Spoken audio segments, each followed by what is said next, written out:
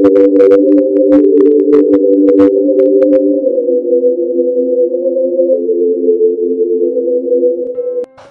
Class में एक नया लड़का आया था जिसका नाम समद था। समद के लिए कुछ दिन तो स्कूल का माहौल अजनबी रहा। फिर वो रफ्ता रफ्ता शनासा सा हो गया। वो क्लासरूम में मेरे साथ ही बैठता था, लिहाजा मेरी उसकी अच्छी दोस्ती हो गई। एक दिन वो कुछ उदास सा नजर आ रहा था। मैंने उससे सबक पूछा, लेकिन उसने बात को टालना चाहा।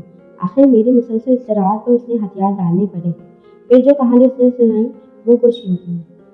मेरा एक भाई अली था। वो मुझसे 5 साल बड़ा था।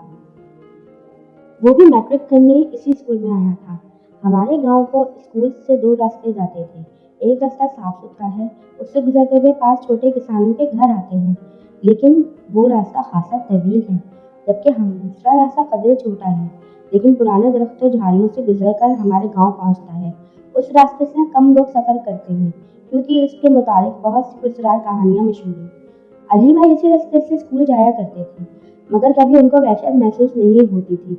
अम्मी उन्हें समझा कर थक जाती, उसके लिए इस रास्ते से ना जाया करो। मगर वो अली भाई ही क्या जो मानने वाले हो। उस रास्ते के बारे में मशहूर था, वहाँ जन्नात का कबीला आबाद है।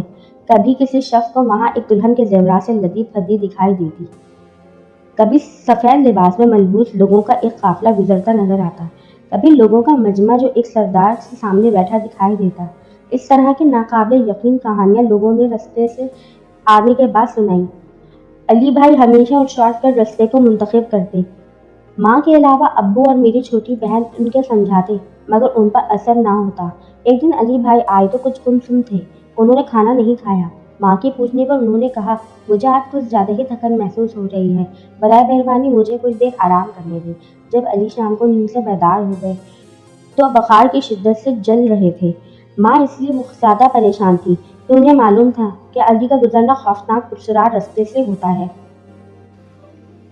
अली भाई इस तरह 1 हफ्ते तक बीमार रहे। वालिद साहब उन्हें शहर इलाज के लिए भी लाए और माँ के कहने पर ही उन्हें एक बुजुर्ग के पास भी ले गए। बुजुर्ग ने उन पर दम किया और उन्हें मुस्तकिल 1 महीने तक दम के लिए आने को कहा। रफ्ता रफ्ता उनकी हालत बेहतर हो गई और वो स्कूल जाने के काबिल हो गए।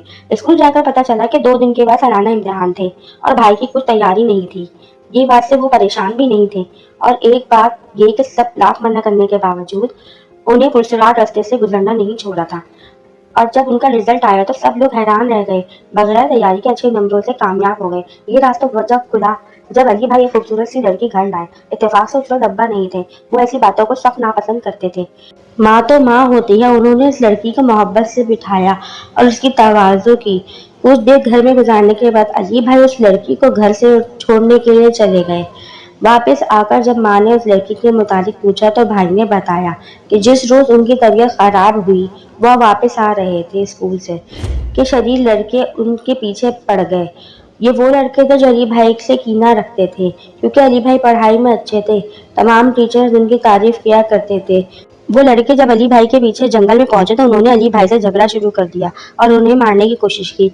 एंड इसी वक्त न जाने कहां से उन पर पत्थरों की बारिश शुरू हो गई और वो लड़के भाग खड़े हुए। अली भाई को खौफ महसूस हुआ। उसी दहशत में उनकी तबीयत खराब हो। जब तबीयत संभली तो उन्होंने दोबारा स्कूल जाना शुरू किया, तो एक बार फिर उनके दिल ने उसी रास्ते से गुजरने की ख्वाहिश की और ना चाहते हुए भी रास्ते पर आ निकले। अभी वो रास्ते के दरमियान में ही पहुंचे थे कि पीछे से किसी ने आवाज दी कि मैं तुम्हारा इंतजार 1 महीने तक किया है, मैं रोज तुम्हारे लिए यहाँ खड़ी रहती हूँ। जब इस तरह जो जुमले अली के कानों से टकराए तो उनकी तो जान ही निकल गई। जब उन्होंने पीछे देखा तो हम उधर खूबसूरत सी लड़की को पाया जो एक दरख्त की शाख से लटके झूले झूल रही थी। बोले, इतने दिन तुम कहाँ थे? मगर अली भाई कुछ बोलने की हिम्मत कहाँ थी। खौफ से उनके दिल धक धक कर रहा था और परेशानी उनके चेहरे से हया थी। पेशानी पे पसीनों के कतरे जमा हो गए थे। कि कौन हो तुम? अली ने सवाल किया। डरो नहीं, मैं वही हूँ जिसने तुम्हें उन शरीर लड़कों से बचाया था। मैंने उस वक्त से बहुत तुम्हें आवाजें दी, मगर तुम शायद डर कर भाग गए थे। मुझे देखो, क्या मैं डरने वाली चीज हूँ?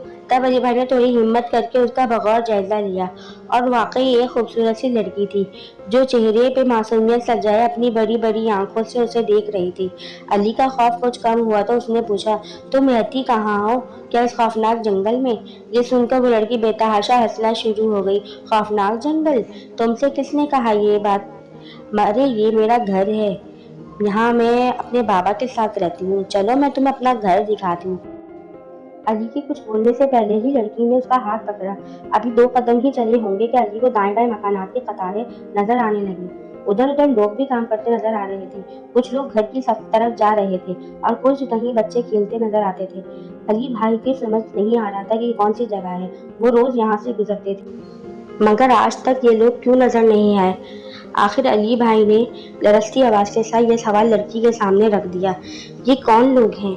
पहले तो ये बस्ती मुझे कभी नजर नहीं आई। लड़की ये बात सुनकर फिर हंसने लगी और कहने लगी, ये लोग जिन्नात हैं और मेरा ताल्लुक भी कौम जिन्नात से है। तुम मुझे अच्छे लगते हो और मैं चाहती हूँ कि तुम हमेशा मेरे साथ रहो। अली भाई ये सुनकर खौफजदा हो गए। लड़की ने उनके चेहरे के तासुरात बदलते देखे तो कहने लगी, तुम डरो नहीं, मैं तुम्हें नुकसान नहीं पहुँचाऊंगी और न ये लोग तुम्हें नुकसान पहुँचाएंगे।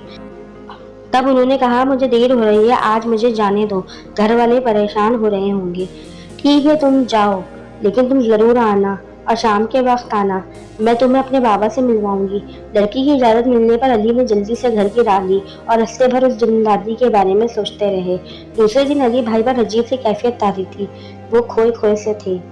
उन्हें बार बार जिंदादी का ख्याल आ रहा था और उनका दिल उस जिंदादी को मिलने के लिए मजबूर कर रहा था।